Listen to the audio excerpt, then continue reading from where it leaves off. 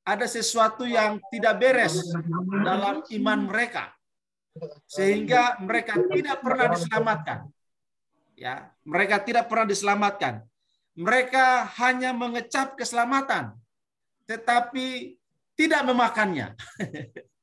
Ya, ayat yang kelima dikatakan, dan yang mengecap firman yang baik dari Allah dan karunia-karunia dunia yang akan datang.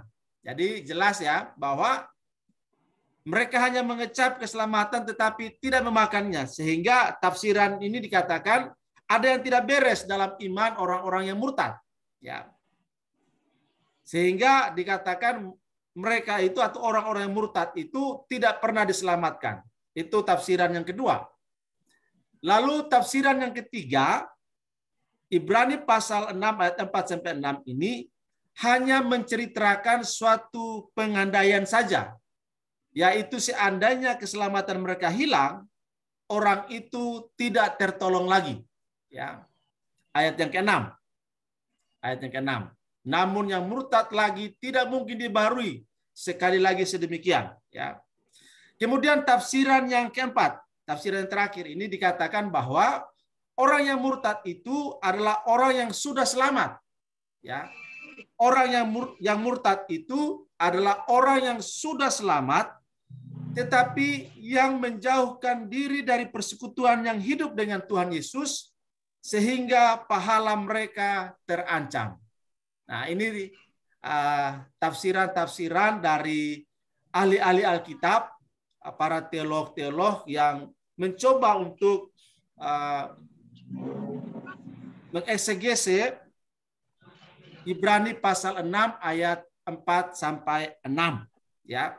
Jadi mereka adalah orang yang sudah selamat, tetapi yang menjauhkan diri dari persekutuan yang hidup dengan Tuhan Yesus, sehingga pahala mereka terancam. Nah, ini penafsiran yang diberikan oleh tokoh-tokoh yang mengkhususkan dirinya membahas Alkitab, menggali Alkitab, menafsirkan Alkitab, sehingga menghasilkan 4 penafsiran ini. Nah, kita akan cek posisi kita dalam keempat penafsiran ini. Ya. Dalam keempat penafsiran ini.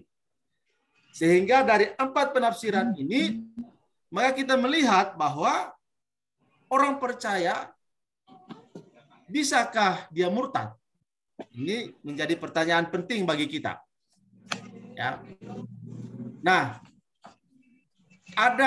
kalau kita perhatikan dalam Ibrani pasal 6 ayat 4 sampai 5 itu dikatakan ada 4 unsur. Yaitu yang pertama, mereka yang pernah diterangi hatinya. Ya, mereka yang pernah diterangi hatinya. Mereka yang pernah mengecap karunia surgawi. Mereka yang pernah mendapat bagian dalam Roh Kudus. Mereka yang pernah mengecap firman yang baik dari Allah dan kuasa dunia yang akan datang. Jadi penulis Ibrani ini mengatakan bahwa orang-orang yang murtad ini adalah orang-orang yang pernah hatinya diterangi. Mereka mengecap karunia surgawi. Artinya mereka juga mendengar, mendapat bagian dalam Roh Kudus. Mereka yang pernah mengecap firman yang baik, artinya mereka tahu janji-janji Tuhan. Mereka tahu karya Kristus. Ya. Penulis Ibrani memberitahukan itu kepada kita. Sehingga ini menunjuk kepada orang-orang yang percaya. Dalam penafsiran tadi, ya, dalam 4 penafsiran tadi, bahwa semuanya mengatakan ini adalah orang-orang percaya. Dikatakan juga tadi dalam penafsiran tadi bahwa mereka memang tidak pernah diselamatkan, ya, walaupun mereka ada dalam komunitas orang percaya, ya. Dikatakan mereka hanya mengecap keselamatan tetapi tidak menikmatinya, tidak memakannya, ya. Nah, dari pembahasan ini dikatakan bahwa mungkinkah orang percaya Atau bisakah orang percaya menjadi murtad? Bisakah Bapak Ibu menjadi murtad? Itu pertanyaannya. Ya, kalau kita baca secara baik Ibrani pasal 6 ayat 4 sampai 6 ini, kelihatannya bahwa orang percaya itu bisa murtad. Kita bisa menjawab seperti itu ya. Tetapi kita akan diskusi, ya. Kita akan diskusi. Bisakah orang percaya itu murtad?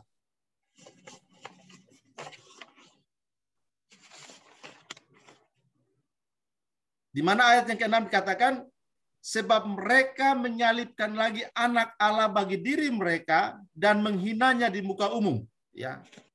Dan pembaharuan itu mustahil terjadi. Ya, sebab mereka menyalibkan lagi anak Allah bagi diri mereka dan menghinanya di muka umum. Ya, ini menjadi tantangan tersendiri bagi kita. Kalau mereka akhirnya murtad, berarti mereka kembali berpikir bahwa salib itu hanya untuk Tuhan saja, tetapi bukan untuk mereka. Ya, kalau mereka murtad, berarti mereka memihak kepada ketidakbenaran. Mereka memihak kepada pengaruh kuasa setan iblis. Ya, itu kalau kita baca secara baik dan benar Ibrani pasal 6 ayat 4 sampai ayat yang ke-6. Nah, Bapak Ibu Saudara yang dikasihi oleh Tuhan Yesus Kristus, kita masuk ke dalam poin diskusi kita, yaitu apakah, bisakah, mungkinkah orang percaya, Anda dan saya, ya, kita semua bisa menjadi murtad? Ya, saya kembalikan kepada Pak Mawar Paum supaya kita lebih banyak diskusi saja. Ke Pak Bambang, maaf. Pak Bambang, ya, silakan. Oke. Baik. Terima kasih Pak John sudah disampaikan materi kita untuk malam hari ini. Bisakah orang percaya murtad? Ya, bisakah orang percaya murtad? Aduh, itu dia ya, agak kalau dalam bacaan tadi bisa ya berarti ya. Murtad lagi. Nah, itu dia. Karena mereka menyalibkan lagi anak Allah bagi diri mereka. Menyalibkan lagi anak Allah bagi diri mereka. Mereka sudah tahu ya. Mereka sudah paham. Mereka sudah mengerti. Tapi dengan murtad berarti mereka menyalibkan lagi anak Allah bagi mereka ya. Yang murtad. Menghina Tuhan lagi di muka umum katanya. Berarti sadar. Nah, ini dia secara sadar. Ya, sadar. Oke, nanti kita bisa silakan yang mau bertanya nanti ya. Tapi saya boleh tambahkan sedikit.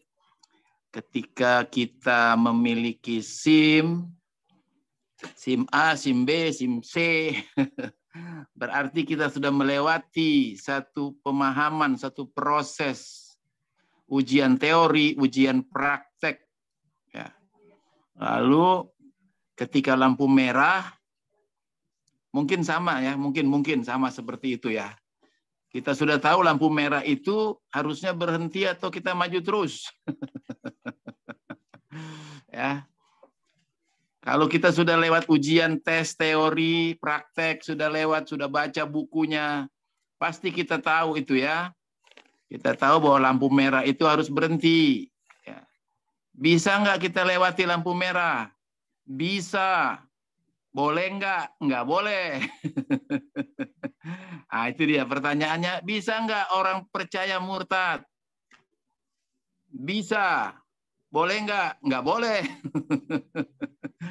Oke, ya itu ya tadi sudah dijabarkan oleh Pak John tadi tentang 5 kata-kata dalam perjanjian baru ya, bahasa Yunaninya ya. Apa tadi itu? Lupa saya kata tadi kok.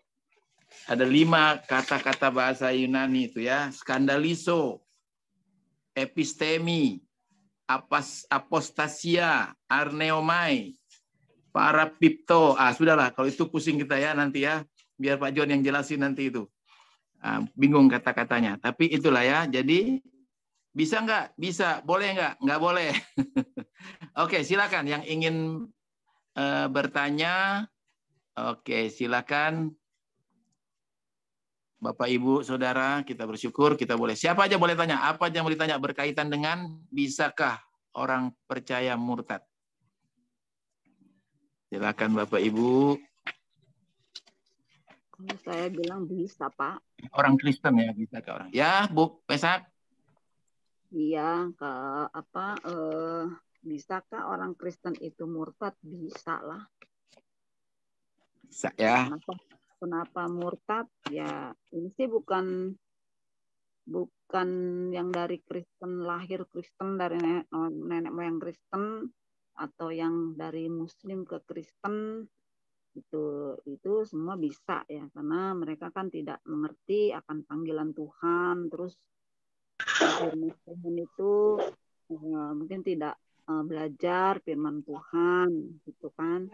Nah, saya dulu kalau nggak belajar firman Tuhan juga pasti murtad. Karena dulu waktu saya masuk Kristen bukan karena ikut suami gitu, memang dari gadis udah ada ke arah ke situ gitu. Maksudnya bukan karena nikah terus suami saya Kristen enggak juga. Memang udah ada niat, ada dalam hati tuh orang jadi orang Kristen enak kali ya gitu. Karena kan dulu saya kerja terus atasan saya tuh kan kalau sholat suka dimarahin, sholat lama banget gitu. Terus kalau kerja itu kan waktu sholat pasti ada 2 kali lah ya gitu. Terus dalam hati saya enak kali ya jadi orang Kristen gitu. Sholatnya itu 1 minggu, sembayangnya itu 1 minggu sekali. Gitu. Kan dulu tahunnya begitu ya gitu. Terus nah itu udah ada tuh. Nah terus sudah jadi Kristen itu udah 20 tahun kali. Itu kalau masih dengar orang ngaji, terus pas lebaran dengar sholat Id, itu masih hati tuh kayak masih pokoknya gimana, pokoknya nggak bisa diungkapin deh, masih kayak gimana gitu. Terus kayak kalau lebaran kayak sendiri gitu. Nah tapi setelah saya belajar firman Tuhan, saya mengerti, saya tahu betul arti panggilan Tuhan buat saya. Sekarang mah kiri kanan belakang masjid apa ada ngaji apa udah nggak ada itu yang gitar gitu, udah nggak ada gitu. Jadi malah saya rindu untuk mendengarkan firman Tuhan dari mereka ya. Ada ibu-ibu pengajian karena kan poanya gede, ada sholat Jumat, apa ya firman Tuhan nih hari ini apa gitu. Saya sering dengerin, saya bandingin, kayaknya nggak nyambung nih, kayaknya nggak masuk di akal gitu. Pokoknya nggak masuk di hati saya gitu. Nah itu jadi kita semakin belajar, semakin mengerti, semakin mengenal Tuhan Yesus sungguhnya, mengerti panggilan Tuhan sungguhnya. Nah itu jadi walaupun ada suara ngaji, Idul Fitri, sholat, kita udah nggak ada tuh yang namanya hati gimana tuh, udah nggak ada kata orang Jawa tuh udah babar blas, nggak ada gitu. Bablas. Iya kan kayak seperti Nani Idol itu kan justru dia udah ketemu Tuhan Yesus, udah Tuhan Yesus ngetuk pintu kamarnya, udah diperlihatkan waktu dia nyanyi juga di gereja, udah ada anak kecil bilang tadi tante Tuhan Yesus peluk tante dari belakang waktu nyanyi. Terus keluarganya juga nggak menentang banget gitu. Terus bapaknya juga udah terima dia gitu. Nah kenapa sampai dia berbalik ya itu karena dia nggak firman Tuhan nggak dihidupi, nggak mengerti gitu, nggak belajar sungguh-sungguh. Ya itu gampang banget gitu. Orang Kristen yang dari nenek moyang pun begitu. Ya itu saya sih bisa murtad karena saya udah ngerasain gitu. 20 tahun jadi Kristen aja masih ada kayak gitu. Kalau nggak kita hidup sungguh-sungguh dalam Tuhan, ngerti panggilan Tuhan, ya udah balik lagi gitu. Itu sih, itu aja Pak. Makasih. Oke, terima kasih Bu Mesak. Iya, itu intinya ya. Karena tidak mengerti. Ibu Mesak udah mengerti, puji Tuhan. Amin. Itu dia ya. Karena mengerti itu ya. Itu dia. Karena mengerti, sadar. Ya, puji Tuhan kalau kita diberi hikmat untuk boleh mengerti, maka ya apapun yang terjadi ya. Bayangin 20 tahun aja Ibu masih terngiang-ngiang itu ya, masih pengen dengerin apa lagi gitu ya. Tapi setelah mengerti, puji Tuhan. Itu dia kuncinya ya, mengerti dan memahami. Amin. Puji Tuhan kalau kita bisa mengerti, Bu Mesak dapat mengerti, puji Tuhan. Itu dia kuncinya. Oke. Ya, Pak. Pak John langsung dijawab atau nanti lagi ada yang bertanya dulu? Iya, Pak. Saya Pak. dulu Pak. Iya. Saya Pak. Oke, lanjut. Silakan Pak Budi. Saya cuman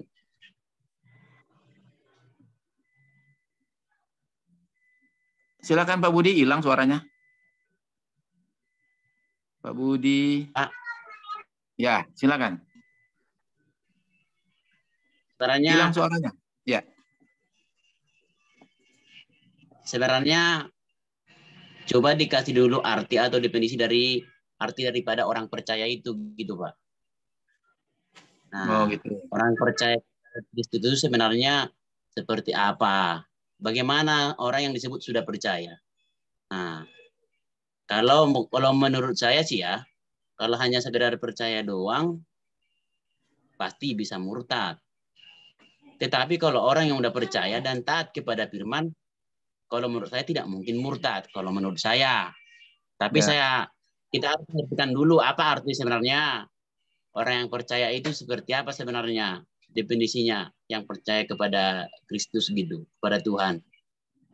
Nah, itu yang perlu saya tanyakan Pak, supaya kita bisa memahami sampai di manakah kita bisa tidak akan mungkin bisa murtad apapun yang terjadi ataupun apapun yang akan ditawarkan dalam hidup kita gitu. Kita perlu tahu itu di mana kita posisi kita atau bagaimana kekuatan iman kita supaya kita tidak akan mungkin murtad. Nah, kira-kira begitu pertanyaan saya, Pak. Ya, makasih Pak Budi. Kalau dari saya nih Pak Bambang. Sebentar Pak Pit ya. Pak Pit nanti habis Pak Pit baru Pak Ibu Rita ya. Pak Pit dulu ya. Karena Pak Pit duluan masuk saya dengar.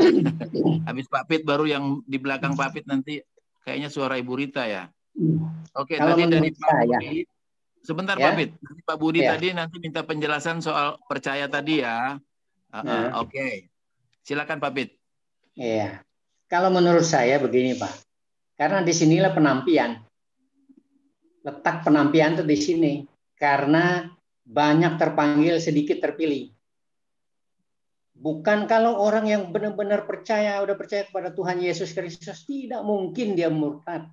Saya baru mendengar dari kesaksian seorang hamba murtadin haji dia ditawarin duit miliaran supaya kembali ke asalnya, dia kagak mau. Karena dia terpilih. Di situ saya melihatnya. Dan yang kita lihat juga masih banyak ya, antara gandum dan ilalang, antara domba dan kambing. Penampian saya melihatnya ini, bukan di masalah orang itu bisa murtad atau bagaimana. Karena dia tidak terpilih. Kalau saya melihatnya itu, kalau orang yang percaya Yesus sungguh-sungguh yang terpilih, tidak mungkin dia murtad. Dia tidak ada, karena penampian tuh di situ mulainya. Saya melihatnya begitu, Pak. Terima kasih. Ya, makasih Pak Pit. Itu ya, tadi Pak Pit bilang itu sekarang lagi masa penampian. Kalau orang terpilih, pilihan tidak akan murtad. Nah, nanti kita bicarakan lagi itu Pak ya. Kemarin sudah dibicarakan tentang indikator keselamatan ya. Nanti itu dikupas lagi oleh Pak Jo nanti ya. Jadi dari Pak Pit, tidak akan murtad kalau memang sudah terpilih. Itu dari Pak Pit tadi ya. Tadi di belakangnya Pak Pit tadi ada siapa ya? Ada Bu Rita ya? Iya. Iya, Bu Rita ya? Saya, Oke, Pak. silakan Bu Rita. Ya. Di sini Pak, kalau misalnya kita ngomongin masalah murtad itu berarti kan menolak untuk meyakini agama yang dia yakini ya Pak ya. Nah, jadi kita ngelihat ini, maksudnya orang Kristen ini Pak, kalau orang Kristen dia murtad ini, berarti kan dia menyangkal Kristus ya Pak. Kalau saya boleh jawab, bahwa seseorang yang menyangkal Kristus itu memang mereka benar-benar tidak mengenal Kristus, Pak. Kalau dia memang sungguh-sungguh mengenal Kristus, dia tidak bakal murtad gitu ya, Pak. Karena seorang yang menolak Kristus, berpaling dari imannya, menunjukkan bahwa ia tidak pernah menjadi umat Kristus. Nah, kalau misalnya orang Kristen, Pak, yang misalnya sungguh-sungguh, kita mungkin bisa sebut dia sebagai orang Kristen yang sejati. Orang Kristen yang sejati, Pak, tidak akan murtad. Kenapa? Karena ia mampu, Pak. Walaupun misalnya dia orang Kristen yang sejati, pasti teguh, dia berpegang pada iman yang sejati. Ya, Pak, ya. Orang Kristen berpegang pada imannya sampai akhir. Dia tahu Pak pengorbanan Tuhan Yesus. Mungkin orang yang murtad ini gini Pak, dia mengenal Allah tapi dia tidak mengenal Tuhan Yesus. Karena pengorbanan Tuhan Yesus itu kan luar biasa Pak ya.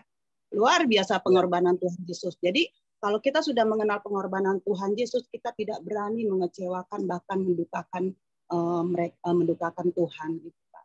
Jadi sekali lagi, mungkin kalau orang yang murtad itu bisa juga Pak, orang murtad itu karena motivasinya Pak. Ya. Dia murtad itu karena motivasi atau ada keuntungan-keuntungan yang ingin dia ambil. Tapi sekali lagi kalau orang Kristen sejati, dia tetap teguh berpegang pada iman yang sejati. Dan orang ini tetap dia pegang Tuhan sampai akhir hayatnya. Mungkin itu aja Pak. Terima kasih Pak Bambang. Tuhan berkati. Oke, terima kasih Bu Rita. Itu ya. Jadi tidak mungkin orang Kristen sejati akan murtad, kata Bu Rita. Mungkin nanti boleh dimasukin juga Kristen yang kita bahas ini, Kristen yang bagaimana ini? Bisakah orang Kristen itu murtad? Apakah itu sudah masuk orang Kristen sejati? Itu nanti mungkin dijelaskan ya oleh Pak John. Kristen yang seperti apa ini? Ya, bisakah orang Kristen itu murtad? Nah, nanti Kristennya seperti apa ini? Itu juga mungkin ditanya oleh Pak Budi tadi ya. Percaya itu seperti apa? Nah, ini Kristennya Kristen yang bagaimana ini? Kristen sejati atau Kristen punya motivasi lain untuk mengikuti Yesus? Oke, tadi ada 4 orang ya, Pak Budi, Pak Pit, Bu Rita. Sebelumnya siapa tadi itu ya? Oh ya, itu 3 orang itu. Itu dulu kali Pak John ya? Nanti sementara yang lain. Oke, silakan Pak John. Baik. Oh, Bu Mesak juga tadi ya?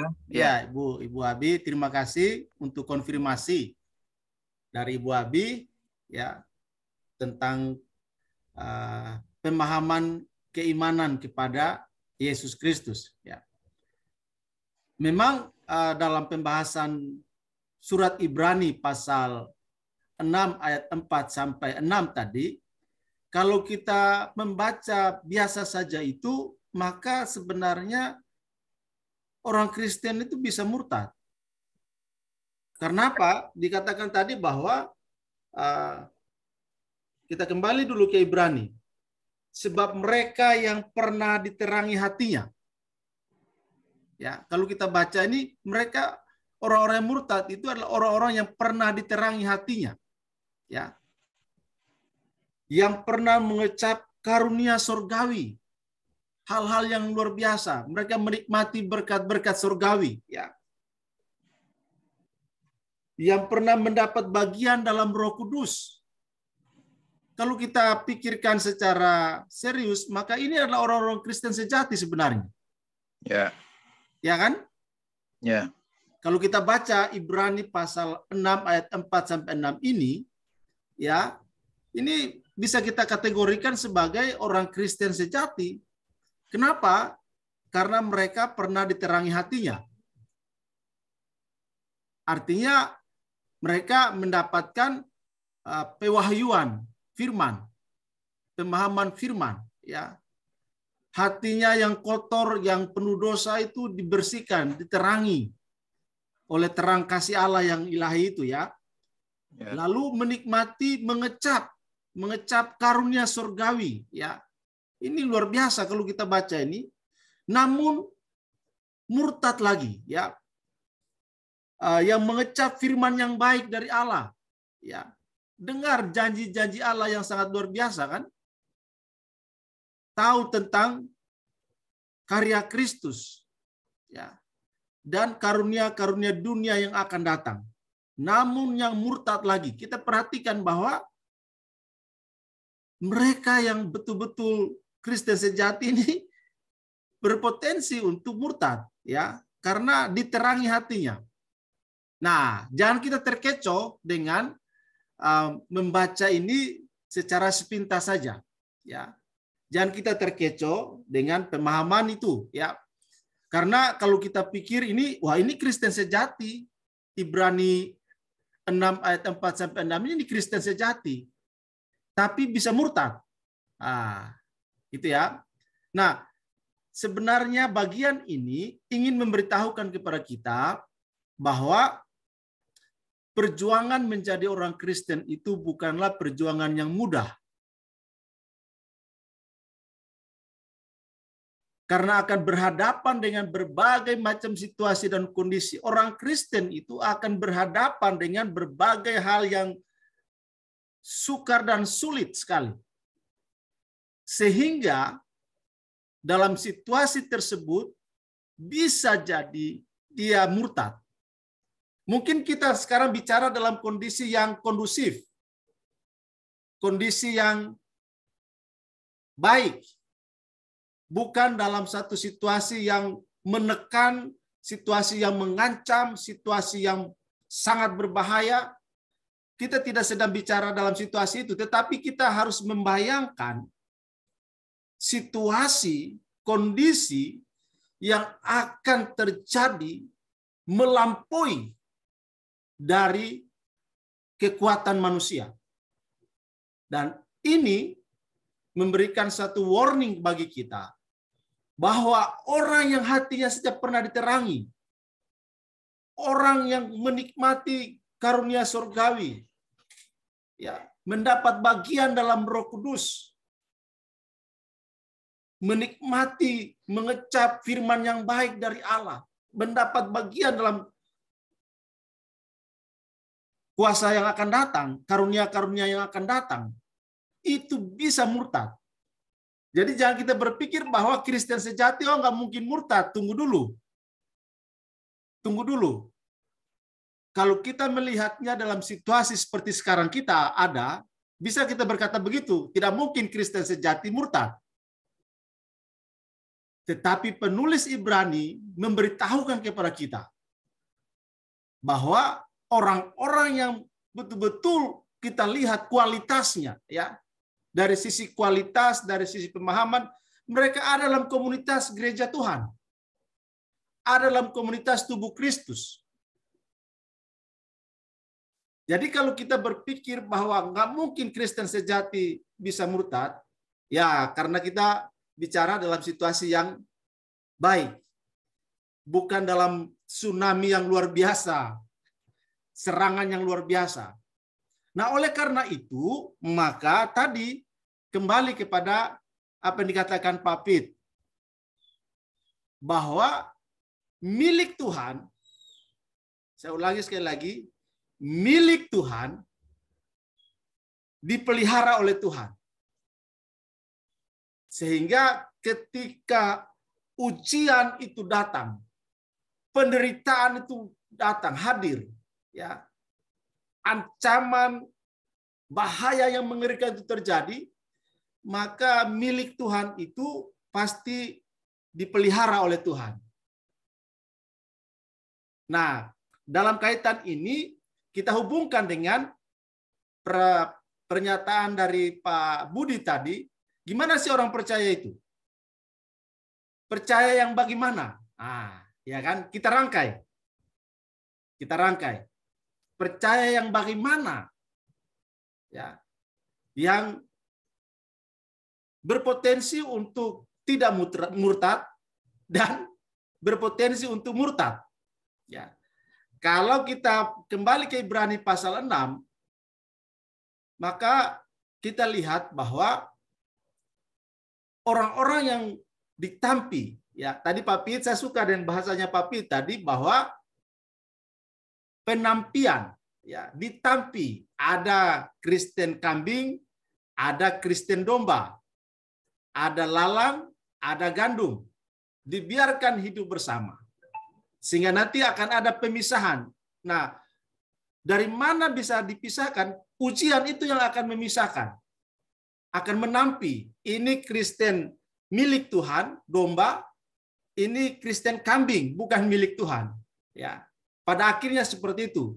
Dan alat penampi itu adalah penderitaan, penganiayaan yang luar biasa akan menimpa gereja Tuhan. Nah, disitulah nanti akan terlihat. Ya, jadi oleh karena itu kita yang ada sekarang ini, mari kita merawat, seperti kata Ibu Abi tadi, merawat iman, menjaga intimasi, ya, dengan Tuhan, dengan tubuh Kristus, dengan berbagai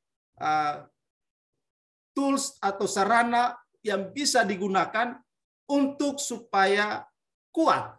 Makanya Efesus pasal 6, Paulus katakan, hendaklah kamu kuat di dalam Tuhan, di dalam kekuatan kuasanya. Ya. Jadi, di sini kita melihat bahwa Kristen sejati pun berpotensi untuk bisa murtad ketika dihadapkan dengan keadaan yang mengerikan. Nah, oleh karena itu supaya kita tetap di dalam Tuhan, maka perlu kita belajar, perlu kita mendekatkan diri kepada Tuhan, perlu kita memperkuat iman kita, sehingga bagi apapun seperti kata Ibu Abi tadi, dari kiri, kanan, depan, belakang, tak akan tergoyahkan, kan gitu. Iya kan? Jadi,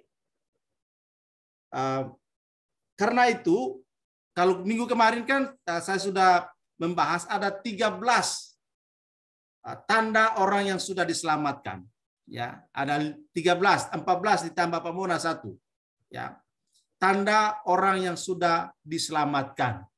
Tadi pertanyaan Pak Budi, lah bagaimana percaya yang bagaimana? Kan gitu. Ya, jadi saya pikir bahwa kita harus melihat poin ini sebagai hal yang sangat penting. Nah, kepada kita sekarang, nggak usah dulu bicara yang jauh-jauh, kepada kita sekarang. Nah, sebagai hamba Tuhan, kalau kita lihat, ya ada pendeta yang akhirnya murtad, meninggalkan imannya, meninggalkan Kristus, ya kan? Sekelas pendeta, apalagi jemaat. Nah, oleh karena itu kita perlu memperkuat diri kita supaya jangan sampai karena berbagai keadaan kita meninggalkan Kristus. Gitu dulu Pak Bambang.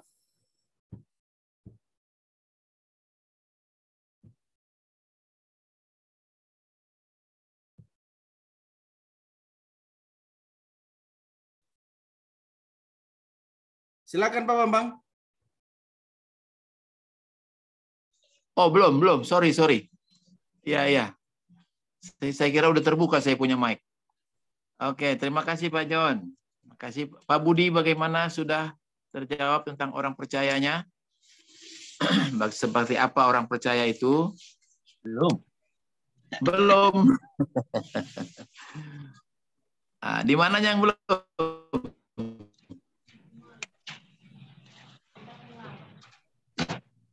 Shalom. Siapa yang bilang shalom tadi? Shalom atau belum tadi? Ya, belum, Pak. Orang belum. Kedengarannya. Ya. Maksud saya, apakah orang percaya itu udah pasti taat kepada firman? Oh, itu. Atau pastikah hidupnya menyenangkan hati Tuhan?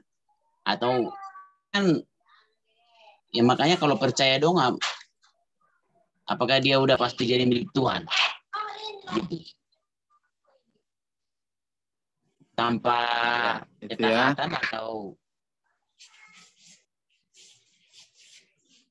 Oke, makasih Pak Budi. Jadi percaya itu perlu dibuktikan dulu gitu ya. Percaya harus dengan bukti, iman harus dengan perbuatan gitu ya. Jadi bukan hanya sekedar percaya ya, bukan hanya sekedar beriman, harus ada buktinya. Itu dia tadi, indikatornya itu. Kemarin udah 13 atau 14 indikator itu ya. Nah itu. Jadi dari situ kita bisa tahu percayanya kita seperti apa, imannya kita seperti apa gitu. Ya, bukan hanya sekedar percaya, betul Pak Budi. Bukan hanya sekedar percaya, tapi bagaimana ketaatannya. Ya, bagaimana perbuatannya. Itu dia. Oke. Nanti mungkin nanti dijawab lagi oleh Pak John nanti. Mungkin ada yang lain ingin bertanya? Biar sekaligus dijawab oleh Pak John nanti. Ada yang lain yang menambahkan, ingin sharing? Pak. Ya. Siapa itu Pak Pit ya? Dari Pak Pit ya? Belum. Siapa? Halo? Belum, bukan saya tadi. Oh bukan, siapa itu? Oke, silakan. Yang ingin, ya, Bu Donda? Iya. Bu Donda ya? Oke, Iya, Pak. silakan Bu Donda. Ya. Saya mau tanya gini, definisi murtad yang sering kita lihat kan pindah agama. Itu yang kita tahu, yang saya tahu. Nah, nggak tahu lah yang lain yang tahunya gimana. Saya mau tanya, apakah dia sudah menjadi orang Kristen? Dia sudah mengikuti, seperti tadi, sudah mengalami. Tapi, ya, tiba-tiba, dia tidak bilang dia tidak Kristen. Tapi dia menjadi, misalnya jadi dukun. Dia menjadi orang pintar, menjadi apa namanya itu ya, ya seperti gitulah kehidupannya. Apakah itu disebut murtad? Nah itu aja pertanyaan saya, Pak. Ya artinya dia memang melakukan lagi aktivitas ke gerejanya enggak, ini yang enggak. Apakah itu disebut murtad juga? Makasih, Pak. Ya, Ibu, makasih Bu Donda. Ya, itu dia kalau udah berdukun itu udah jelas itu ya, bertentangan itu ya. Dia bilang orang Kristen, tapi dalam itu dia yang percaya yang dimaksud tadi Pak Budi tadi. Percaya yang bagaimana kan gitu ya. Percaya yang bagaimana? Kalau cuma asal bilang percaya lalu tindakannya tidak sesuai, nah itu dia. Jadi ya ini dia bilang percaya atau dia orang Kristen tapi tindakannya, perbuatannya berlawanan. Berarti tidak percaya sungguh-sungguh dia, cuma di mulut aja dia bilang percaya ya, tapi tindakannya berbeda. Itu dia. Itu dia yang tadi pertanyaan Ibu Donda tadi ya, tapi mungkin nanti ditambahkan oleh Pak John ya. Kalau saya bisa menjawab seperti itu. Sangat berbeda sekali antara percayanya, mulutnya dengan perbuatannya sangat beda. Jadi nggak bisa dibilang orang percaya itu. Ya, oke. Baru 2 dari Pak Budi, belum selesai jawabannya dari Ibu Donda tadi soal itu ya. Lalu ada lagi yang lain? Silakan. Lagi, Pak. Ada satu lagi, Pak. Boleh? Ya. Saya bisa Pak satu Budi. lagi. Pak Budi. Ya. Iya. Boleh. Ya, silakan. Ya, ini saya mau nanya.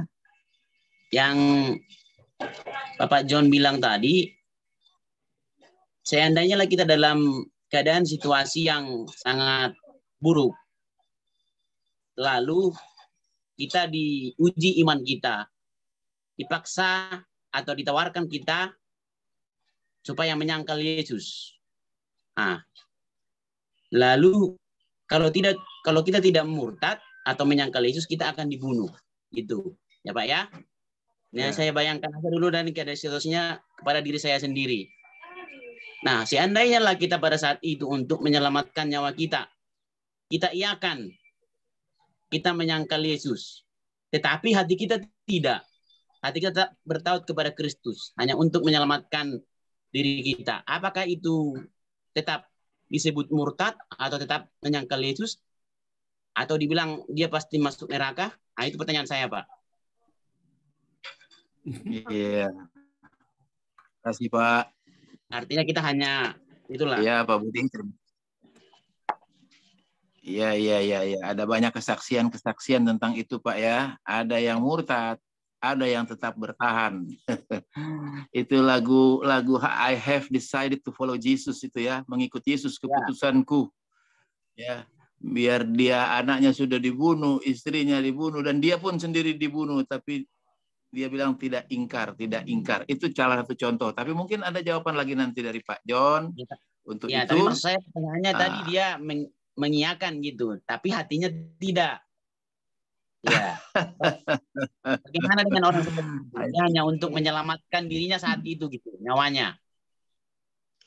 Iya, itu dia. Kalau dari cerita Itu yang mungkin itu yang dibilang tadi mundur ya, karena murtad itu kan memberontak, mundur, meninggalkan itu ya. Tapi nanti kita di Ambon banyak. Tadi saya bisa kasih contoh itu. Ya? Di Ambon banyak. Bagaimana Pak Bit? Cerita kisah di Ambon banyak. Nah, kayak Pak Juarto bilang itu. Iya. Banyak. Itu dia, makanya kita harus seperti kembali kemana Pak Bit? Ke Kristen. Oh, ke Kristen. Oh iya. Waktu kejadian. Oke, itu ya Pak, Ibu Pak Budi ya, banyak. Oke, Pak Bit. Oke. Nah, nanti langsung dari Pak John. Silakan Pak John. Baik, terima kasih. Saya mulai dari Pak Budi tadi bagian akhir, ya. Dia menyangkal Yesus tapi di hatinya enggak. Ada firman Tuhan dalam Lukas 12 ayat 9. Coba Pak Budi baca dulu Lukas 12 ayat 9. Ya. Lukas 12 ayat 9. Bisa ditayangkan dulu Pak. Ya, Lukas 12 ayat 9. Iya.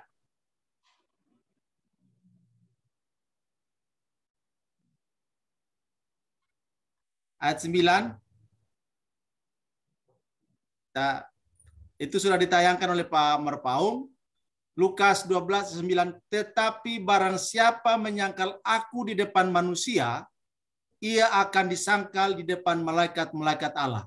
Jelas ya. Barang siapa menyangkal Yesus di depan manusia, maka dia pun akan disangkal di depan malaikat-malaikat Allah. Artinya nggak bisa. Tidak bisa mulut dengan hati berbeda. Pak, maaf Pak John. Ya. S10-nya juga. S10-nya. Ya. Setiap orang yang mengatakan sesuatu melawan anak manusia, ia akan diampuni. Tetapi barang siapa menghujat Roh Kudus, ia tidak akan diampuni. Nah, itu dia Pak. Yang di poinnya. Ya, jadi bukan dari 9 itu. Di depan malaikat doang yang dia ini. Ya. Kalau yang maaf Pak. Kalau yang di ini, tetapi barang siapa menyangkal aku di depan manusia, ia akan disangkal di depan malaikat-malaikatnya saja. Tapi ayat 10-nya, setiap orang yang mengatakan sesuatu melawan anak manusia, ia akan diampuni. Tetapi kalau menghujat Roh Kudus, tidak akan diampuni.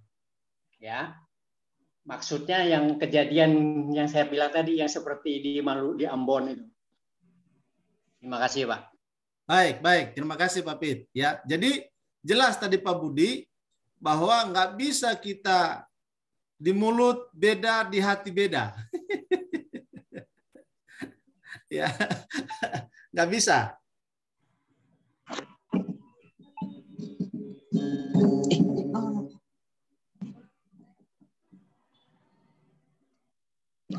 Udah ya Pak Budi. Ya. Iya Pak. Koneksinya saya agak sangat buruk Pak. Ya, nggak apa-apa Pak. Ya. Bu Donda Pak. Bu Donda tadi. Ya, soal dukun. Ya. Itu sama saja.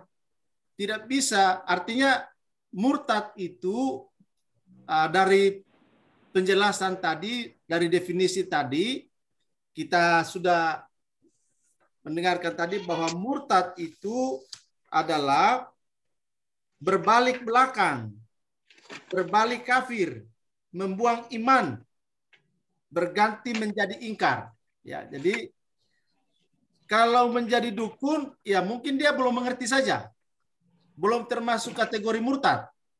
Ya, dia belum mengerti tentang kekristenan yang sesungguhnya. Karena ada juga orang Kristen yang lari ke dukun kan, dan ada juga orang Kristen menjadi dukun. Artinya bahwa dia belum diterangi pikirannya, hatinya, ya, belum mendapatkan pemahaman yang benar tentang firman Allah, ya, sehingga dia masih ada pada jalan kegelapan dan dia harus ditolong untuk dibawa kepada Yesus Kristus, ya. Seperti jadi dukun belum termasuk murtad. Tidak termasuk murtad, ya.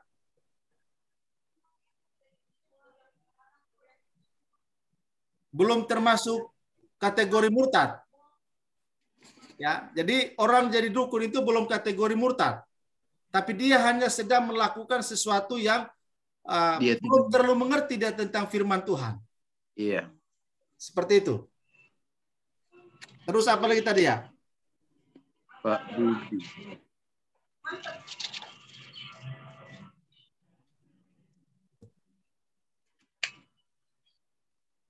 Ya, sudah itu aja dari Bu Donda dan Pak Budi. Ya. Berarti Pak, nanya Pak, berarti hanya orang yang berbalik agama gitu ya Pak ya? Misalnya jadi muslim, atau menjadi Konghucu, atau menjadi kejawen gitu ya Pak ya? Kadang-kadang orang kejawen juga mau jadi Kristen Pak. Ya, itu anugerah Tuhan bagi dia.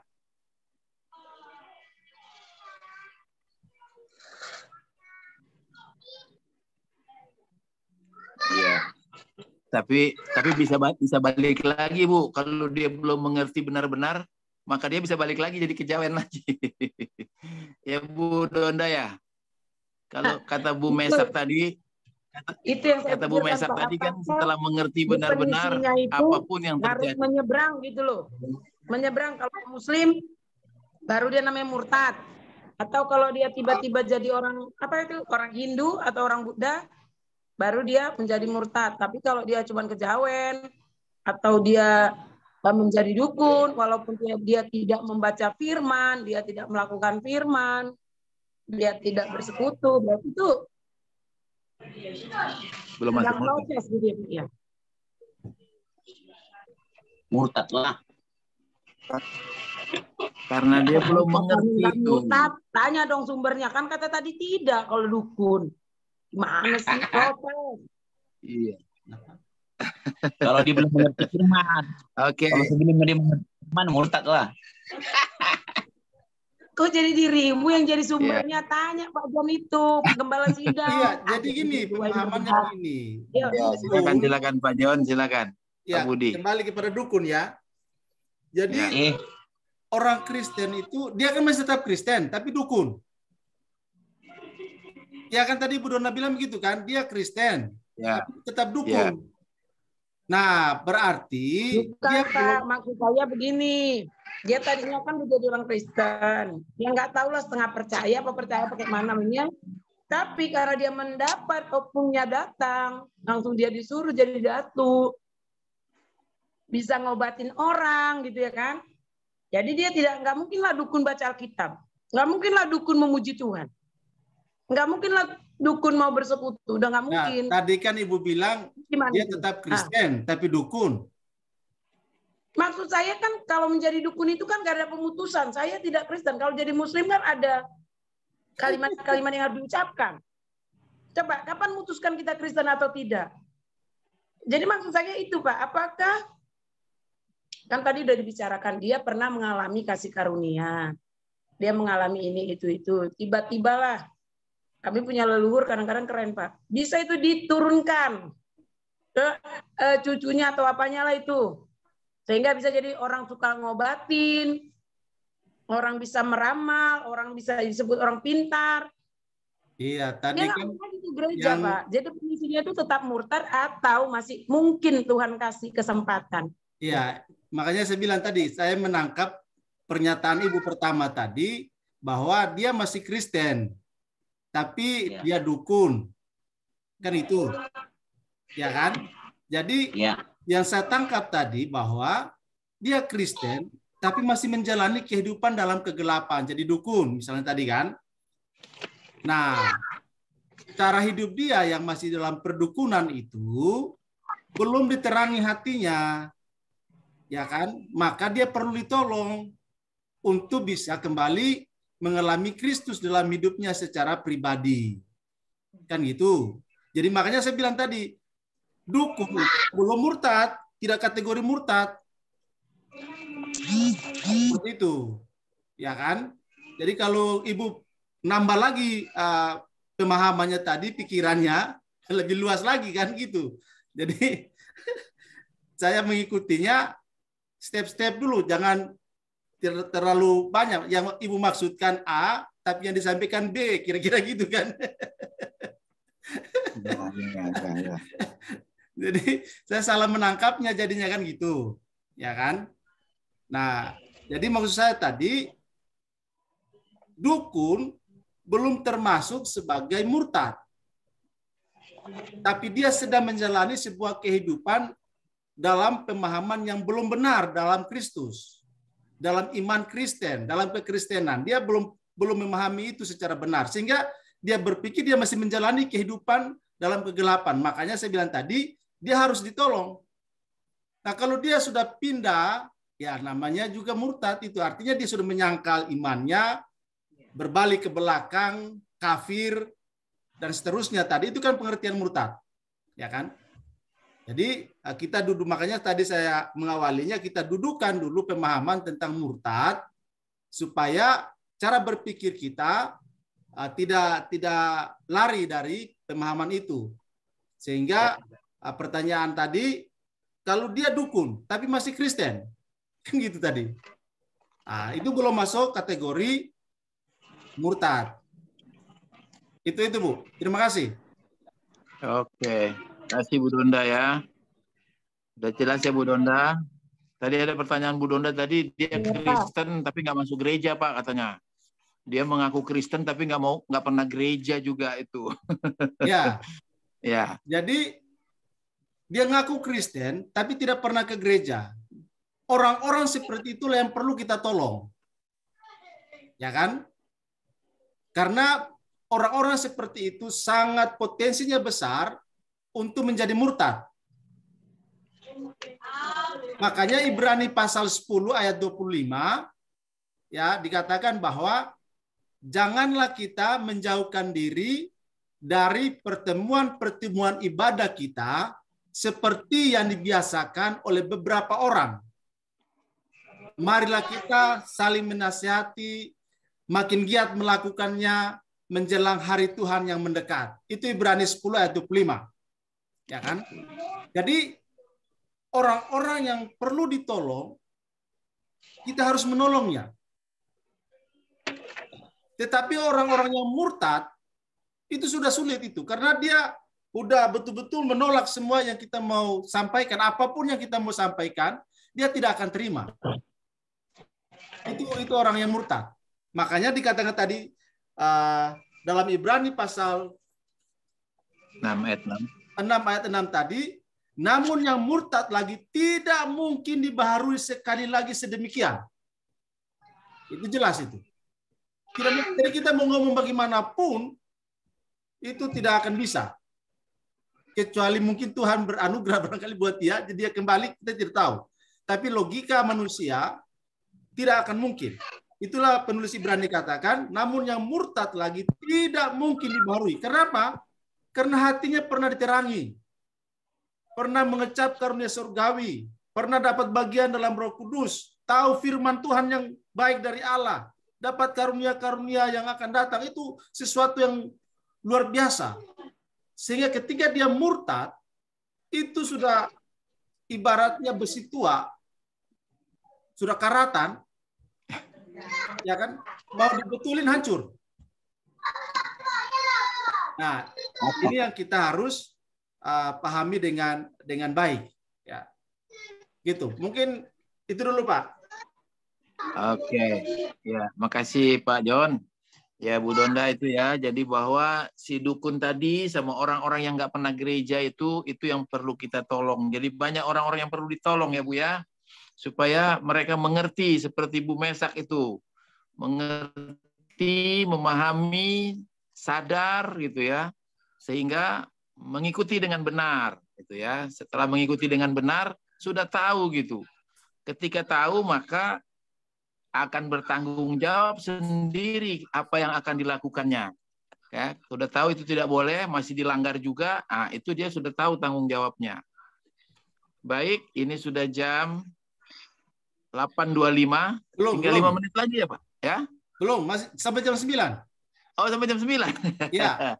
Shalom mungkin, Pak Samuel, baru kelihatan nih Pak Samuel. Ya, dari Pak saya mungkin ada mau ditambahkan, silakan Pak.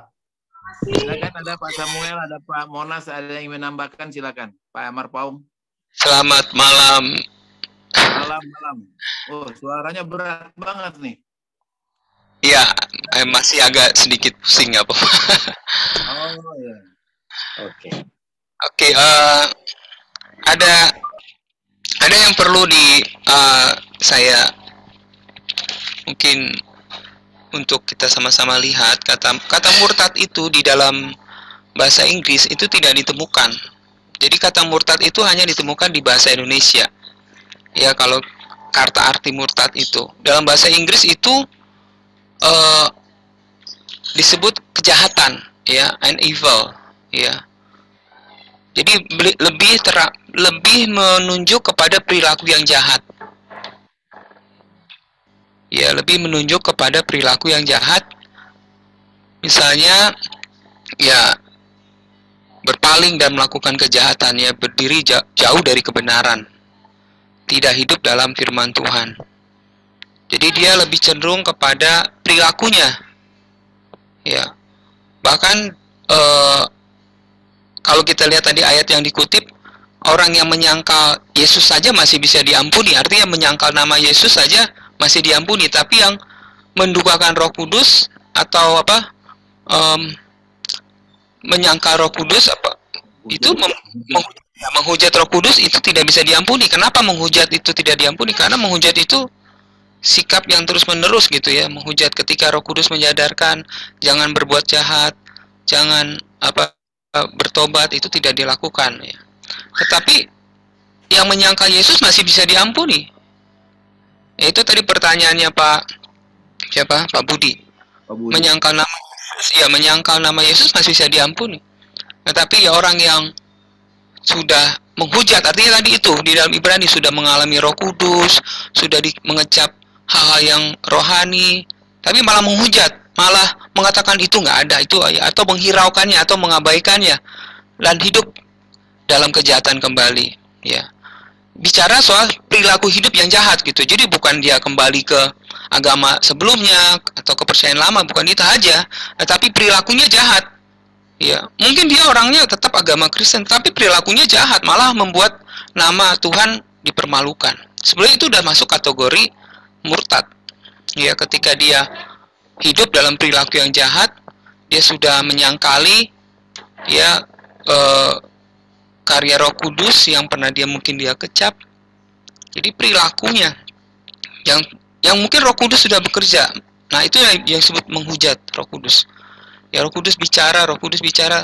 Jadi murtad itu bukan terjadi seketika. Murtad itu pasti proses ya, proses yang panjang gitu, sehingga orang itu disebut murtad.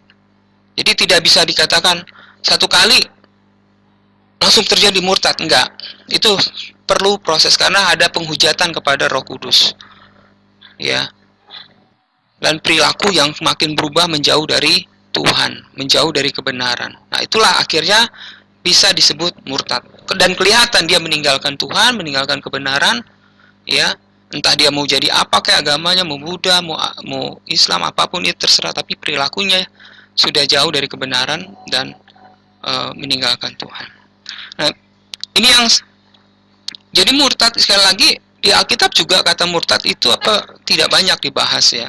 Hanya di Ibrani dan di bagian-bagian lain. Artinya memang ini bukan menjadi yang yang sangat besar gitu, isu yang sangat besar. Kalau isu ini menjadi isu yang besar, pasti dibahas juga oleh Tuhan Yesus banyak, oleh Paulus banyak gitu kan. Kita tahu Ibrani itu ditulis juga belum tentu oleh Paulus ya, oleh penulis yang lain. Nah, kalau saya lihat, jadi murtad itu membutuhkan proses dan memang itu hal yang sangat mustahil sekali ya, walaupun bisa terjadi. Tapi kalau kita lihat ayat-ayat yang lain yang jelas sekali menunjukkan ya satu kontradiksi ketika kita mengatakan orang yang percaya tadi ya, percaya menerima Yesus, sungguh-sungguh hidup oleh Roh Kudus ya, dipimpin oleh Roh Kudus, lalu murtad, itu kita menyangkali ayat-ayat firman Tuhan yang lain ya, yang menjadi kontradiksi ya. Kalau kita lihat yang pernah Yesus katakan ya, misalnya Yesus pernah berkata di dalam Yohanes 10, Bapakku yang memberikan mereka kepadaku lebih besar daripada siapapun juga ya, dari apapun juga, dan seorang pun tidak dapat merebut mereka dari tangan Bapa ya, tidak ada yang dapat merebut dari tangan Bapa ya. Kalau orang murtad itu berarti direbut oleh iblis, tapi Tuhan bilang tidak ada seorang pun yang dapat merebut mereka dari tangan Bapa. Dan aku memberikan hidup yang kekal pada mereka, dan mereka pasti tidak akan binasa sampai selama-lamanya. Dan seorang pun tidak akan merebut mereka dari tanganku. Ini ayat yang harus diperhadapkan dengan isu murtad ini. Kemudian kalau kita lihat lagi ayat yang lain, dalam Roma 8 ayat 39 dikatakan, sebab aku yakin bahwa baik maut maupun hidup, baik malaikat-malaikat maupun pemerintah-pemerintah, baik yang ada sekarang maupun yang akan datang, atau kuasa-kuasa baik yang di atas maupun yang di bawah bumi, atau apapun sesuatu makhluk lain, tidak akan dapat memisahkan kita dari kasih Allah yang ada di dalam Kristus Yesus Tuhan kita. Tidak ada yang dapat memisahkan, tidak ada yang dapat menjauhkan kita ketika kita sudah menerima Yesus. Materai dalam diri kita Roh Kudus, materai itu nggak bisa dilepas. Ya, materai itu akan melekat dalam diri kita selama-lamanya, karena bukan kita yang memilih dia, tapi dia yang memilih kita. Jadi kalau kita lihat ayat-ayat ini, kita hadapkan dengan isu murtad ini perlu dipikirkan kembali kalau orang Kristen yang sejati bisa murtad. Oke, itu aja, terima kasih. Oke, Pak Samuel, terima kasih. Iya, tapi kalau saya juga boleh ini ayat-ayat tadi, bahwa Bapa lebih besar, tidak seorang pun dapat merebut mereka dari tanganku, tidak ada yang dapat memisahkan kita dari Kristus. Meterai itu Roh Kudus, yaitu Roh Kudus memeteraikan. Maksud saya itu semua dari luar diri orang itu sendiri gitu ya. Dari luar diri orang itu sendiri. Tidak ada sesuatu pun yang dapat memisahkan. Tidak ada. Itu di luar orang itu sendiri gitu, Pak. Bagaimana dengan orang itu sendiri? Gitu. Apakah dia mau meninggalkan Tuhan atau tidak itu?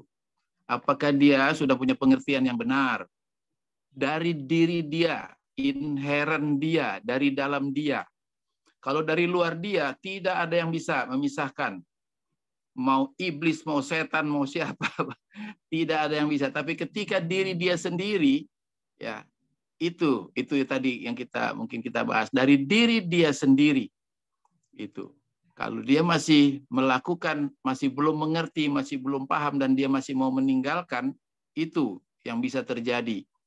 Ya, jadi kalau menurut saya ayat ini emang tadi kata Bapak kan banyak ayat-ayat yang mendukung soal keselamatan dan pilihan.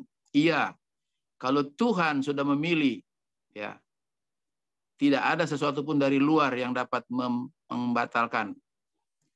Yang jadi pertanyaan, dirinya dia sendiri bagaimana? Itu dia, Pak. Diri orang itu sendiri bagaimana? Maukah menerima anugerah karunia Tuhan itu? Itu kalau saya lihatnya ke sana, Pak.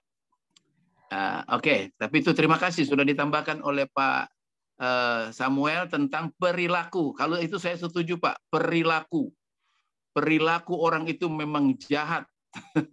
Jadi apapun yang dilakukan yang kebaikan-kebaikan dari Tuhan, tapi karena dia punya perilaku jahat, maka dia secara pelan-pelan, secara terus-menerus, secara proses itu terus menyangkal. Nah, itulah jadinya murtad. Karena memang perilakunya jahat.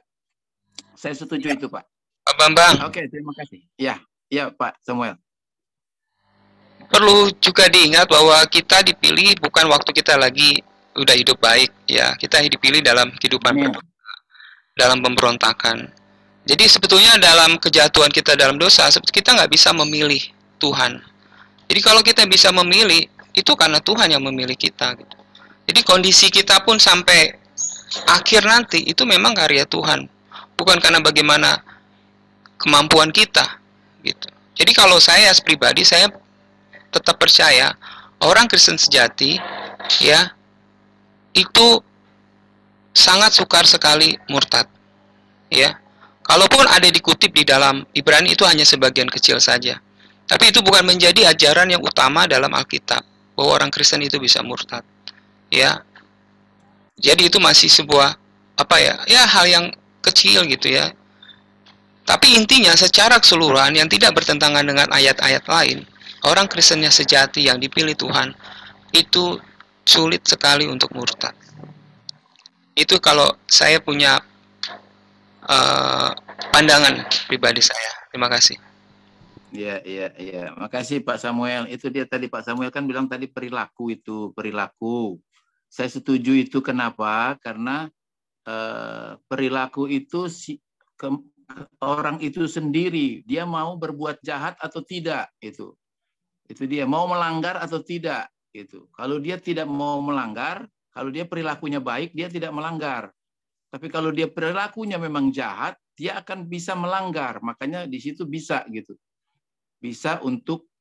Bisakah? Bisa. Itu. Kesempatan bisa terjadi itu. Masalahnya dia memahami enggak. Tapi kalau dia perilakunya baik, dia tidak melanggar.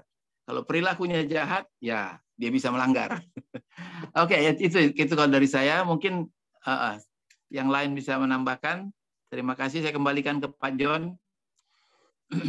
Ya, baik. Terima kasih untuk konfirmasi dan tambahan ayat-ayat yang disampaikan oleh Pak Samuel tadi. Ya. Jadi dalam Ibrani pasal 6 ayat 4 sampai 6, maka dari situ kita bisa menyimpulkan ya bahwa orang Kristen sejati dia punya tanggung jawab untuk memelihara dirinya.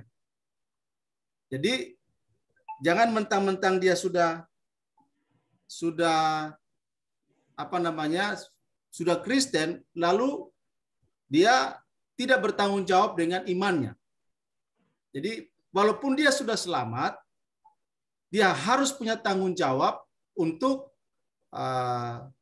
memelihara imannya. Itu yang pertama. Jadi ada tanggung jawab.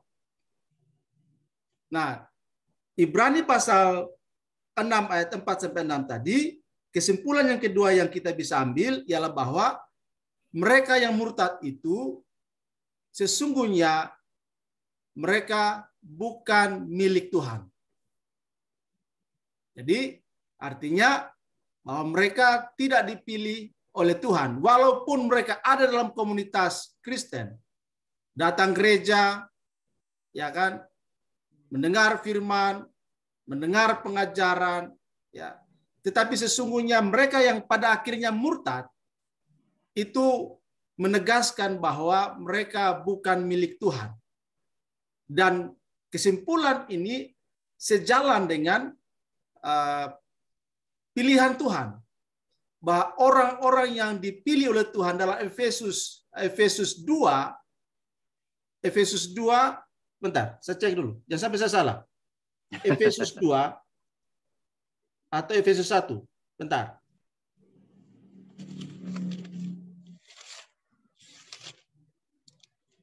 Berarti Efesus 1 ayat 3 sampai ayat yang ke-5. Ke-6, ya. Terpujilah Allah dan Bapa Tuhan kita Yesus Kristus, yang dalam Kristus telah mengaruniakan kepada kita segala berkat rohani di dalam surga. Sebab di dalam Dia Allah telah memilih kita sebelum dunia dijadikan, supaya kita kudus dan tak bercacat di hadapannya. Dalam kasih Ia telah menentukan kita dari semula oleh Yesus Kristus untuk menjadi anak-anak-Nya sesuai dengan kerelaan kehendak-Nya, supaya terpujilah kasih karunia-Nya yang mulia yang dikaruniakannya kepada kita di dalam Dia yang dikasihinya. Jadi Paulus memberitahukan kepada kita bahwa milik Tuhan, orang-orang pilihan Tuhan, tidak akan mungkin murtad. Jadi kalau kita baca Ibrani 6 ayat 4-6, sesungguhnya mereka itu adalah memang kesimpulan akhirnya mereka bukanlah umat milik Tuhan, bukan umat pilihan Tuhan berdasarkan Efesus 1 ayat 3-6.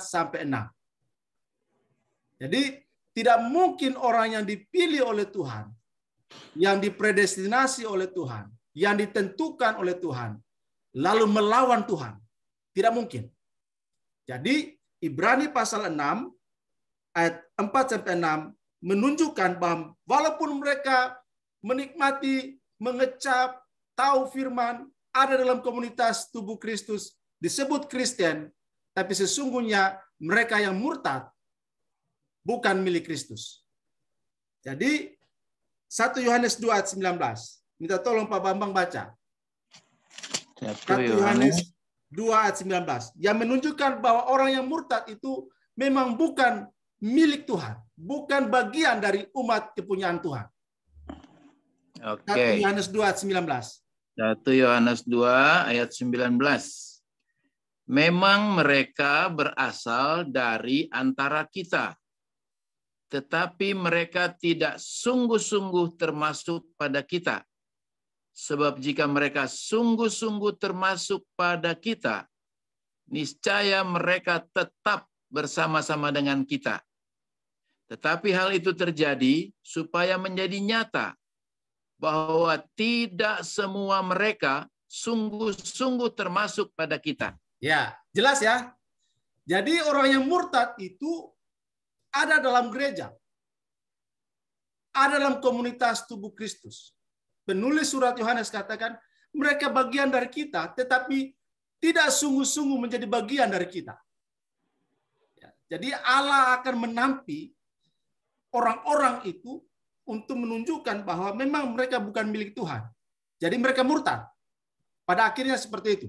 Jadi ada proses yang akan membawa orang-orang itu ditampi, sampai pada akhirnya mereka menyatakan diri sebagai orang yang memberontak melawan Tuhan. Itulah murtad. Jadi bukan milik Tuhan mereka itu. Nah, kalau milik Tuhan, maka minta tolong Pak Bambang baca lagi, milik Tuhan, 1 Petrus 1 ayat 5. 1 Petrus 1 ayat 5. Oke, sebentar. Iya. 1 Petrus 1 ayat 5, yaitu kamu yang dipelihara dalam kekuatan Allah karena imanmu. Sementara kamu menantikan keselamatan yang telah tersedia untuk dinyatakan pada akhir zaman, pada zaman akhir. Ya. Jadi milik Tuhan, umat kepunyaan Tuhan itu dipelihara oleh Tuhan. Amin. Dan kalau Tuhan yang pelihara, maka tidak akan mungkin umat milik Tuhan itu melawan Tuhannya. Tidak akan mungkin. Itu ayat 1 Petrus 1 ayat 5. Kemudian yang berikut, Yudas 1 ayat 1. Yudas 1 ayat 1. Bentar, si Yudas ini. Yudas 1 ayat 1 dari Yudas. dari Yudas, hamba Yesus Kristus, dan saudara Yakobus, kepada mereka yang terpanggil, yang dikasihi dalam Allah Bapa, dan yang dipelihara untuk Yesus Kristus. Ya. Itu Pak? Ya. Dipelihara untuk Yesus Kristus. Jadi dari Yudas, jadi surat ini tulis oleh Yudas, dia adalah hamba Yesus Kristus, dan dia juga adalah saudara Yakobus, kepada mereka yang terpanggil. Pertama, yang terpanggil. Kemudian yang kedua, yang dikasihi, bukan di luar Allah Bapa, tetapi dalam Allah Bapa. Lalu, dan yang dipelihara untuk Yesus Kristus. Jadi jelas bahwa milik Tuhan itu pasti dipelihara oleh Tuhan. Sehingga walaupun ada penganiayaan, ada penderitaan, ada bahaya yang mengerikan sekalipun, milik Tuhan itu tidak akan mungkin meninggalkan Tuhannya. Ya. Jadi kalau kita baca dalam Matius 24 ayat 9 sampai 10. Matius 24. Ya. Itu jelas di situ. Ayat 9 10. 24. Sebentar, Pak. Ayat 9 dan 10 ya, Pak? Ya. Pada waktu itu kamu akan diserahkan supaya disiksa, dan kamu akan dibunuh, dan akan dibenci semua bangsa oleh karena namaku. Dan banyak orang akan murtad, dan mereka akan saling menyerahkan dan saling membenci. Iya. Siapakah yang akan murtad? Siapakah yang akan saling menyerahkan dan saling membenci? Kan gitu. Mereka adalah bukan milik Tuhan. Karena yang milik Tuhan adalah saling menguatkan, saling mengasihi, saling memotivasi untuk tetap di dalam Tuhan. Tapi kalau saling membenci, saling menyerahkan, itu bukan milik Tuhan. Jelas, ya. Jadi pada waktu itu kamu akan diserahkan supaya apa? Disiksa. Disiksa, dibunuh, dibenci. Wow, ini sangat mengerikan. Ya, kita belum sampai dalam titik ini. Belum sampai. Ya. Dan dalam situasi itu dikatakan oleh Tuhan Yesus sendiri, banyak orang akan murtad. Artinya apa? Pengikut-pengikut Kristus dalam situasi itu banyak yang akan murtad. Nah, yang murtad itu adalah memang mereka bukan milik Kristus. Ya. Buktinya mereka bukan milik Kristus, ya mereka saling menyerahkan, saling membenci satu dengan lain. Nah, itu bukan karakter tubuh Kristus. Karakter tubuh Kristus adalah saling mengasihi, saling menghibur, saling menguatkan satu dengan lainnya. Kemudian satu lagi, Pak. Lukas 8 ayat 13. Lukas pasal 8 ayat 13. Ya. Oke, 8 ayat 13 bunyinya, yang jatuh di tanah yang berbatu-batu itu ialah orang yang setelah mendengar firman itu menerimanya dengan gembira. Tetapi mereka itu tidak berakar. Mereka percaya sebentar saja. Dan dalam masa pencobaan mereka murtad. Ya, jelas. Jadi mereka ada dalam komunitas tubuh Kristus, ada dalam gereja, dengar firman. Tapi ketika ada pencobaan, ada penganiayaan, mereka semangat, awalnya semangat. Tapi pada akhirnya mereka itu tidak bertumbuh, tidak berakar, karena percaya sebentar saja, tidak tahan lama. Karena yang disentuh adalah hanya logikanya saja, bukan hatinya. Ya. Dan dikatakan oleh Tuhan Yesus sendiri, ketika ada pencobaan, mereka murtad. Jelas di situ. Jadi, orang Kristen yang bukan milik Tuhan akan bisa berujung kepada kemurtadan. Yang bukan milik Tuhan. Jadi ini kita bisa membaca ayat-ayat ini untuk menegaskan kepada kita betapa pentingnya penginjilan itu. Betapa pentingnya menolong saudara-saudara kita supaya mereka bisa mengerti tentang anugerah Allah yang besar yang sudah kita alami. Amin.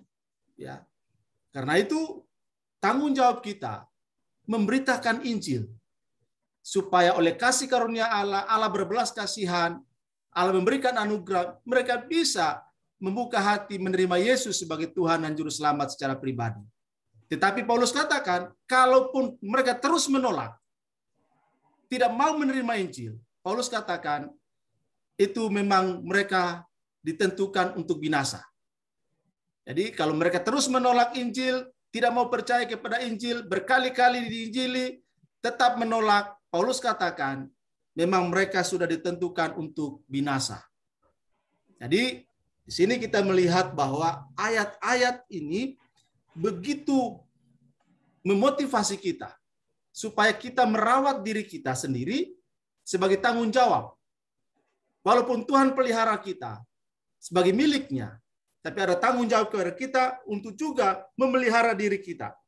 Supaya demikian kita semakin diteguhkan, semakin dikuatkan. Jadi apapun yang akan terjadi seperti kata Ibu Abi tadi, tidak akan tergoyahkan. Ya, itu kesimpulan terakhir dari pembahasan kita pada malam hari ini, ya, tentang orang Kristen sejati milik Tuhan tidak akan pernah menjadi murtad. Tapi Kristen yang biasa karena kelahiran, datang gereja, dengar firman, tapi sekedar saja rutinitas, lama-kelamaan mereka akan murtad. Jadi kita perlu sekali memastikan diri kita, jemaat yang kita layani, ya, sebagai hamba-hamba Tuhan, sebagai pelayan-pelayan Tuhan, sebagai majelis, kita harus betul-betul memastikan bahwa benar kita milik Tuhan. Makanya minggu kemarin kita sudah bahas 13-14 tanda orang yang sudah diselamatkan. Oke, jadi ada rangkaiannya. Terima kasih Pak Bambang. Iya, makasih Pak John. Kalau masih ada dicatat itu Pak, indikatornya itu yang 13 itu kalau boleh disebutkan. Coba Pak disebutkan satu-satu itu. Oke, saya coba share ya. Ya. Sebaiknya ada ininya ya. Iya. Resume ya. Iya, iya. Jadi kalau itu sudah dapat indikatornya itu, puji Tuhan ya. Indikasinya, itu dia. Atau nanti saya kirim di grup saja. Oke ya. Biar semua nanti bisa baca lagi itu ya. Ya, kalau itu sudah ada, boleh. Ya, siapa nih? Pak Pit ya? Siapa? Saya. Pak Marpaung. Oke, Pak Marpaung. Silakan Pak Marpaung menambahkan ya. Ini hangat nih. Hari ini luar biasa nih responnya ya. Kita bersyukur bahwa kita ini tadi pilihan Tuhan. Tuhan itu tidak pernah salah memilih. Dia memanggil banyak orang, sama seperti 12 muridnya itu, dia panggil 12, tapi satu hilang.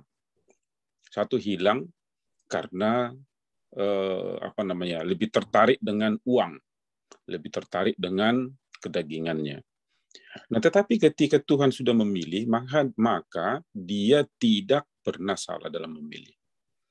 Nah, ada saatnya orang percaya itu memberontak seperti si anak bungsu itu. Dia keluar dari rumah bapaknya, tetapi kemudian dia kembali. Nah, yang mau saya sampaikan adalah dikatakan bahwa beberapa waktu lalu di Lukas 15 dikatakan begini. Lukas 15 itu adalah tentang si bungsu yang kembali kepada bapaknya itu. Jadi sampai dia selama masih hidup, dia mempunyai proses atau mempunyai panggilan untuk kembali percaya. Ada memang orang yang sudah sempat, tadi di Ibrani itu, ayat 6, di Ibrani 6 itu kita bahas, bahwa sempat diterangi, sempat menerima, sempat belajar, sempat merasakan terang itu, merasakan berkat itu. Tetapi Roh Kudus tidak ada di dalam dia. Dia hanya dalam bentuk pemahaman, pengetahuan, tidak melakukannya, tidak mengimaninya secara baik, secara sempurna, atau seperti yang dikatakan bahwa seperti anak kecil itu. Marilah datang kepadaku seperti anak kecil ini. Nah, jika orang percaya itu, mempercayai Tuhan itu hanya karena dalam bentuk tanda petik ada yang atau motivasinya berbeda atau motivasinya tidak jelas, maka orang-orang seperti itulah yang akhirnya jadi murtad. Nah, kita banyak bertemu dengan orang-orang dalam pelayanan kita itu yang memang tanda petik seperti tidak suka ke gereja. Tanda petik seperti tidak suka ke gereja. Tetapi juga tidak mau menyatakan bahwa dia keluar dari, katakanlah, atau menganut atau meninggalkan atau tidak menjadi Kristen lagi. Ada banyak seperti itu. Nah, ini apakah mereka seperti orang yang di sebelah kanan Yesus itu, yang disalibkan itu, saat-saat terakhir.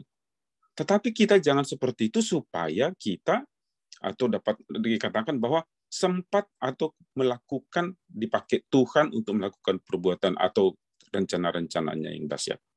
Nah, kemarin juga saya bukakan bahwa di dalam 1 Korintus 12 ayat 3, coba ya, 1 Korintus 12 ayat 3 dikatakan bahwa tidak ada seorang pun yang dapat mengakui Yesus adalah Tuhan jika itu bukan dari Roh Kudus.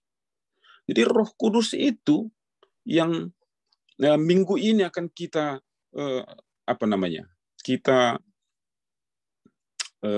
rayakan itu. Benarkah sudah hadir, sudah lahir di hadapan semua orang, di hadapan orang percaya itu? Nah, kalau tadi dikatakan bahwa moderator bilang, nah, apakah karakternya memang ingin berbuat baik atau berbuat jahat? Itu menjadi pertanyaan yang besar. Tetapi pilihan Tuhan itu tidak akan pernah tidak akan pernah salah. Nah, ketika dipanggil, banyak yang terpanggil, tapi sedikit yang terpilih. Dipanggil, datang ke gereja dan sebagainya tadi, bahwa hanya jalan yang sempit. Melakukan memang kehendak Tuhan dengan belasan syarat-syarat yang sudah menerima kasih Tuhan itu ya sangat harus berusaha melakukannya. Nah, itu dia. Jadi kalau menurut saya bahwa mungkinkah orang percaya itu murtad? Jika dia sudah percaya, jika dia betul-betul hidup dalam Tuhan, maka murtad bagi orang percaya itu adalah tidak mungkin. Tidak mungkin. Kecuali tadi dia tidak mungkin ya, murtad itu tidak mungkin orang percaya yang sungguh. Tetapi adalah yang membuat kamuflase, yang di mulutnya berbeda dengan yang di hatinya. Mulutnya menyatakan percaya pada Yesus, tapi hatinya meragukan. Ketika dia mulai meragukan, iblis itu akan mulai membuahinya lagi. Dan memang jika dia bukan pilihan, ya selesailah dia. Kira-kira itu dari saya. Makasih.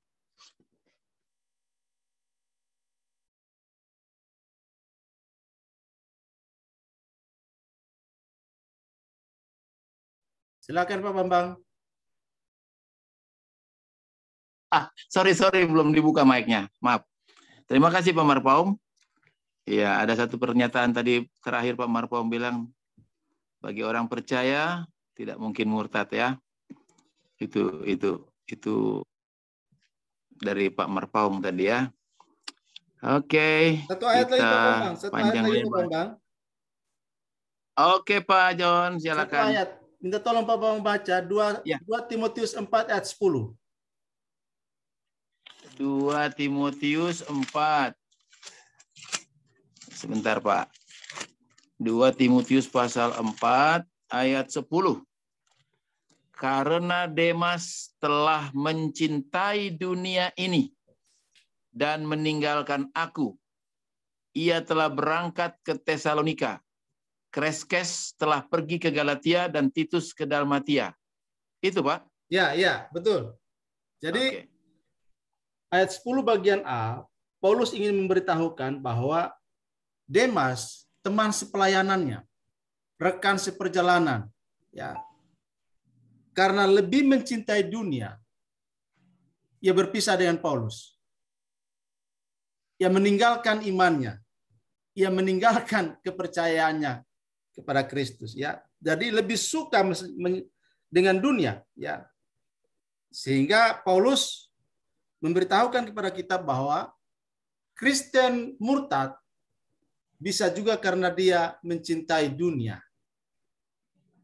Ya, jadi ini yang perlu kita waspadai di dalam konteks hidup kita, dalam pelayanan kita, dalam komunitas kita, supaya kita memahami dengan sungguh-sungguh tentang keimanan kita kepada Kristus. Jangan sampai kita gereja, melayani, tetapi sebenarnya kita tidak bertumbuh. Stuck. Nah, oleh karena itu sangat penting bagi kita untuk memperkuat diri dan memperkuat iman kita dengan terus belajar pendalaman kepada akan firman Tuhan. Terima kasih Pak Bambang. Ya, terima kasih. Siapa lagi? Siapa itu? Udah. Halo. Sudah pas jam 9, Pak. Sudah. Oke. Itu ya Pak Samuel sudah kirim barusan ya penyebab murtad itu ya. Kita sudah baca semua. Oke, tapi kita bersyukur malam hari ini kita boleh mendapat pelajaran ya. Tinggal bagaimana kita sendiri yang mengolah, memahami, mengerti itu ya firman Tuhan yang kita sudah baca, kita sudah dengar. Kalau kita punya judul tadi temanya, bisakah orang Kristen murtad? Nah, kalau dari bacaan di Ibrani, judul perikopnya itu peringatan supaya jangan murtad. Nah, ini bagiannya kan peringatan ya. Jadi jangan sampai, itu peringatannya tuh, jangan sampai murtad. Kira-kira gitu ya. Nah, supaya jangan sampai murtad, makanya banyak orang yang perlu ditolong, banyak orang yang perlu diajar, banyak orang yang perlu diberitahu, baik keluarga kita, ya tetangga kita, jemaat, banyak yang perlu ditolong dan diberitahu supaya diperingati supaya jangan murtad. Ya, untuk semua kita di sini bukan main-main ya, pelajaran-pelajaran ini bukan main-main, makanya ada ayat mengatakan jangan mempermainkan Tuhan ya. Jadi memang harus lebih sungguh-sungguh lagi belajar mengerti firman Tuhan. Ya. Ya biarlah pelajaran kita malam hari ini boleh menjadi menambahkan iman kita, menambahkan wawasan kita, menambah pengertian pemahaman kita ya bahwa kita harus sungguh-sungguh mengerti, memahami, melakukan firman Tuhan.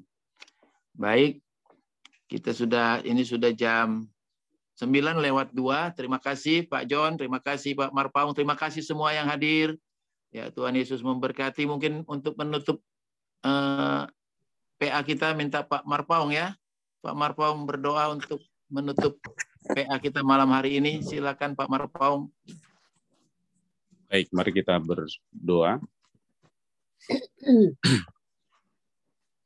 Kami bersyukur kepadamu ya Tuhan. Segala kemurahan-Mu Tuhan nyatakan bagi kami sebagai orang yang Tuhan kasihi.